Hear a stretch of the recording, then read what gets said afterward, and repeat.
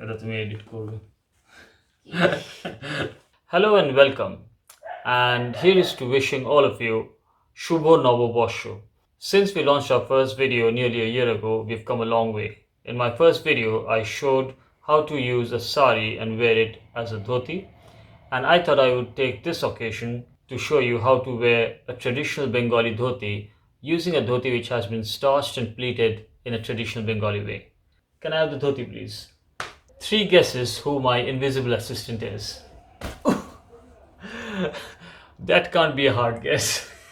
Okay, if you walk into a traditional Bengali dhoti store, or if you give your dhoti for preparation and dry cleaning, then this is how it's going to come back as. Normally, it's tied up with a string, and I'm going to show you how to wear this. It's really simple because it's heavily starched and pleated, so the pleats are all ready, but you just need to be mindful of what goes where, and you should be fine. So the first step, obviously, is to take apart the outer string. So untying the outer string is easy. By the way, I love this. It's so environment friendly that they use narkol chobra, which are strings made from the fibers of coconut trees or coconut fruits. So once we untie the dhoti, you can see there are two sides to it, right? The first part looks like a triangle, and the other side, if you unfurl it, you can further split it out. See? So on the one side, you've got a tapering part which rolls into a triangular shape, and there's a knot at the end of it. On the other side, you can unfurl it so that the entire width of the dhoti comes out. If the dhoti has dissimilar borders on the two edges, then the thinner border goes towards the top, towards the waist, and the broader border goes towards the feet. If both the borders are similar, then just try and figure out which one goes on the inner side and which one should stay on the outside. I'm going to start by having the tapering end towards my left hand. One thing to keep in mind is it's slightly different from wearing an unpleated dhoti, because you can't really measure out half and half or 1/3 and 2/3. So I will have to go by an estimate. So I'm going to take a generous amount of the dhoti on my left hand side, which has the tapering part. On my right hand side, as you can see, both ends of the dhoti have got pleats. The top end, the top part, should have broader pleats, and the bottom side should have very thin pleats which are tied together with a string.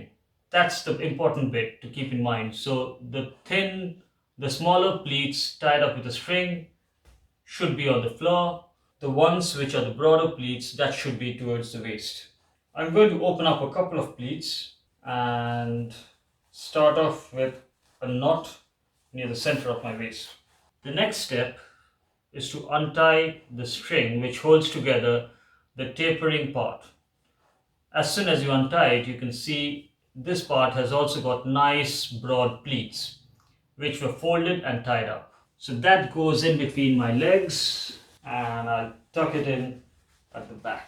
The third step is to take the broader pleats on my right hand side and neatly tuck it in at my waist. Once this is done, there's only one step left, which is to take the thin pleats towards the end of the dhoti, and this is the final step. Remember, you shouldn't do this beforehand. Untie the strings and voila, you've got the beautiful fan.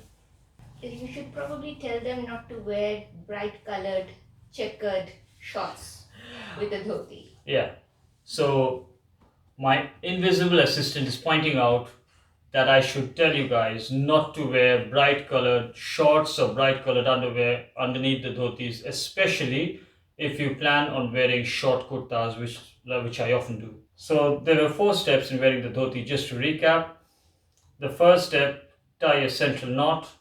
The second step, take the left hand side, which was the tapering part, and tuck it in behind at the waist.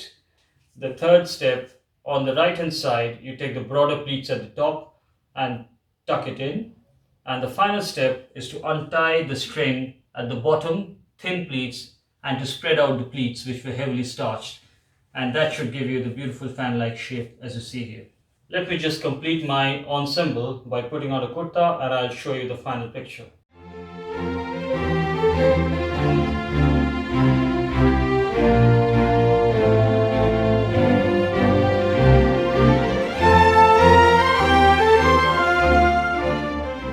And there you have the full ensemble. I've got the uttaryo, I've got a short Bengali style kurta, and I've got the dhoti. So at the moment, I can take the dhoti in 2 or 3 ways. I can take the pleats up in my left hand and hold it, displaying the fan. Or I could keep the pleats down.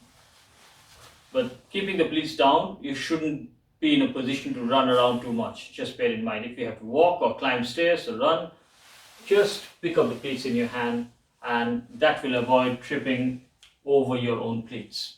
Either you can tuck it into your pocket, which gives the traditional Bengali Babu look, or you can hold it in your hands, or you can just keep it down there.